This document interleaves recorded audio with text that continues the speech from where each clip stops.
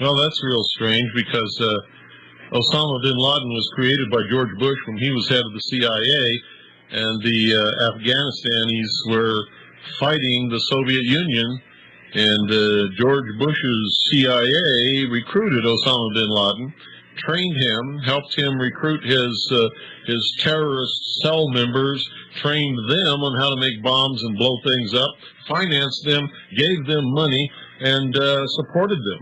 And Osama bin Laden is a creation of George Bush. That's right. Ladies and gentlemen, shortly after or during Bush's tenure at Yale University, he was recruited into the Central Intelligence Agency. George Herbert Walker Bush, that's the father of the current president, who was our president at another point in our recent history, was deeply involved in the fiasco at the Bay of Pigs.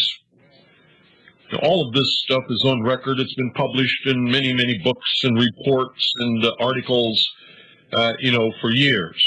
Of the history of President George Herbert Walker Bush in connection with the Central Intelligence Agency, the drugs in the Golden Triangle, the connection between the Iran-Contra affair, drugs, Oliver North, Admiral Poindexter, and a whole bunch of other things, and that tremendous financial conglomerate known as Bank of Credit and Commerce International, otherwise known to researchers as BCCI. The Central Intelligence Agency, under George Herbert Walker Bush, and later under Vice President George Herbert Walker Bush, and even later under President George Herbert Walker Bush, assisted the Afghani freedom fighters in Afghanistan against the invasion and occupation of their country by the Soviet Union, in order to create the element that was needed to bind the various Islamic sects groups and different tribal affiliations under one concerted cause to fight the Soviet Union. The Central Intelligence Agency corrupted the religion of Islam and taught this corrupted version to special leaders that they recruited in order to teach it to others in cooperation with the Pakistani SIS, that's their secret intelligence service. A lot of these schools and a lot of this instruction was conducted within the borders of Pakistan and in Afghanistan by operatives of the Central Intelligence Agency from America's SEAL teams and Special Forces sent to Afghanistan by the Special Operations Division of the Department of Defense, also known as the Special Operations Group, or SOG.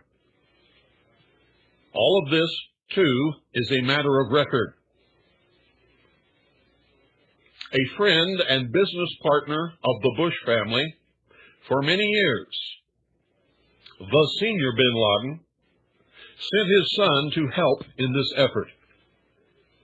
The younger, Osama bin Laden, was recruited by the Central Intelligence Agency, trained by them as one of these special leaders to teach the corrupted version of Islam, the corrupted version that convinced all of these young, hot-blooded Muslims that they should participate in a specific jihad or holy war against the Soviet Union.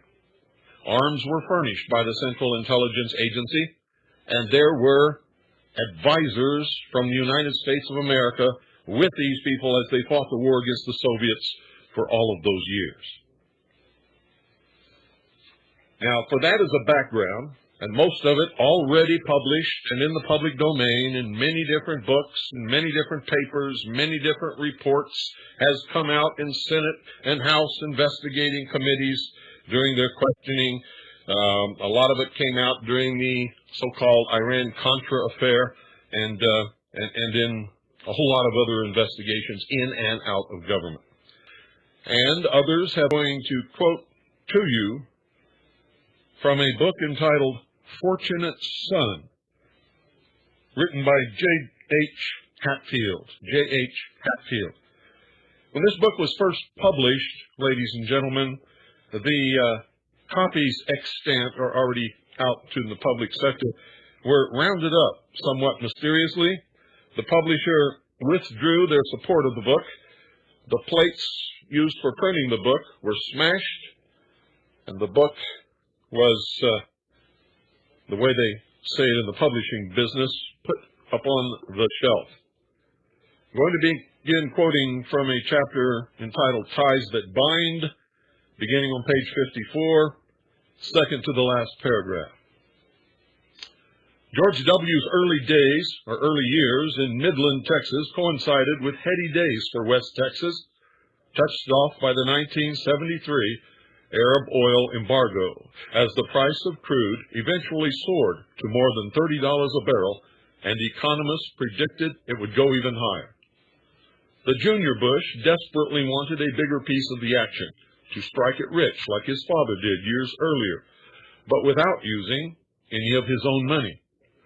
In June 1977, he formed his own drilling company, Arbusto Energy. Arbusto in Spanish means bush. Like his father, who made his fortune in the oil business with the money of others, George W. founded Arbusto with the financial backing of investors including James R. Bath, B-A-T-H, a Houston businessman whom Bush apparently first met when they were in the same Texas Air National Guard unit. Tax documents and personal financial records in the public sector show that Bath, an aircraft broker with business ties to Saudi Arabia sheiks, had invested $50,000 in Arbusto, granting him a 5% interest in 2 limited partnerships which were controlled by Bush. In one of the most bizarre footnotes to history, Time magazine described Bath in 1991 as a deal broker whose alleged associations run from the Central Intelligence Agency to a major shareholder and director of the Bank of Credit and Commerce International, also known as BCCI, as it was more commonly known. It was closed down in July 1991 amid charges of multi-billion-dollar fraud and worldwide news reports that the institution had been involved in covert intelligence work, drug money laundering, arms brokering, bribery of government officials, and aid to terrorists. And I can tell you that's all true. An accounting commissioned by the Bank of England finally exposed the extent of BCCI's deficits and criminal offenses, forcing the bank's eventual collapse. Bath was never directly implicated in the BCCI scandal. But according to the Outlaw Bank, an award-winning 1993 book by Time correspondents Jonathan Beatty and S.C. Gwynn, Bath originally made his fortune by investing money for Sheikh Khalid bin, that's Sheikh Khalid bin Mahfouz, and another BCCI-connected Saudi, Sheikh bin Laden. Allegedly, and he absolutely is, it's not allegedly at all, the father of none other than Osama bin Laden, the man accused by the U.S. government of masterminding the August 1998 terrorist bombings of the American embassies in Kenya and Tanzania, which killed more than 250 people, and now the mastermind of the attacks upon the Pentagon and the North and South Towers of the World Trade Center buildings in New York City. According to news reports, in a 1976 trust agreement drawn shortly after Bush's father was appointed director of the Central Intelligence Agency, now listen closely, Saudi Sheikh Salam M. bin Laden appointed Bath as his business representative in Texas. Bin Laden, along with his brothers, owned Bin Laden Brothers Construction, one of the largest construction companies in the Middle East. In a 1991 deposition, Bath testified he was the sole director of Skyway Aircraft Leasing Limited, a Houston company owned by Khaled bin Mahfouz. Bin Mahfouz had been a major shareholder in the Bank of Credit and Commerce International, which had been accused of using Mideast oil money to seek ties to political leaders in other countries throughout the 1970s and the 1980s. According to court documents that are on public record, Bath also swore that in 1977 he represented 4 prominent and wealthy Saudi Arabians as a trustee and used his name on their investments in the United States. In return, he received a 5% interest in their deals. Federal authorities, the Financial Crimes Enforcement Network, and the FBI later investigated Bath after allegations. Once again, folks, listen carefully. Federal authorities, the Financial Crimes Enforcement Network, and the FBI later investigated Bath after allegations were made by one of his American business partners that the Saudis were using Bath and their enormous financial sources to influence United States policy.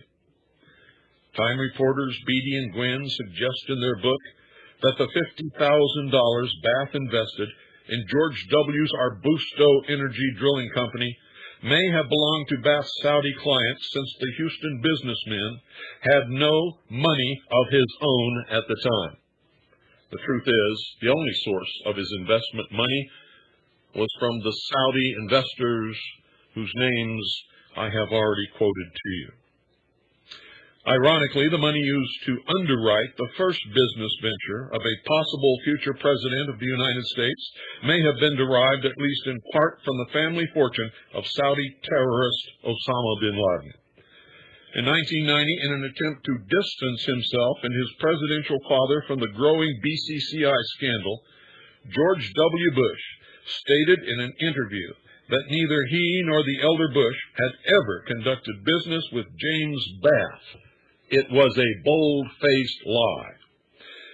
Junior went on record at the time as saying that he met the Houston businessman in 1970 when both were fighter pilots at the Air National Guard base at Ellington Air Force Base.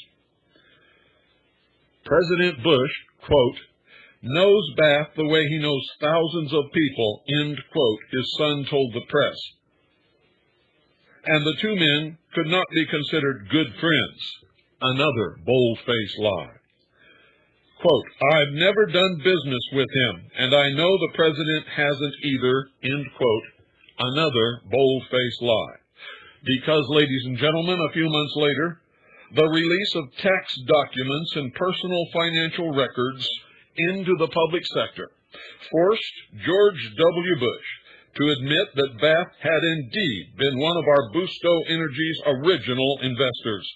Bush said that to his knowledge, Bath's investment was from personal funds, and no available evidence existed to determine that the money came from Saudi interests, except for the fact that no personal funds of that magnitude could ever be located or ever be found on record to have belonged to Mr. Bath. A lot of questions remain unanswered as to Bath's motives behind his investment in George W.'s first business venture. But in light of the record of George W.'s father, George Herbert Walker Bush, his involvement with the recruiting and training of Osama bin Laden, his friendship with the bin Laden family and many other wealthy and well-placed Saudi Arabians in the Middle East, his deep involvement in the oil industry, both in the United States and in the Middle East, and his involvement with the Central Intelligence Agency has convinced an awful lot of people that that whole financial enterprise, to be able to invest money into George W.'s fledgling business, was not only influenced but probably set up through the influence of his father, George Herbert Walker Bush.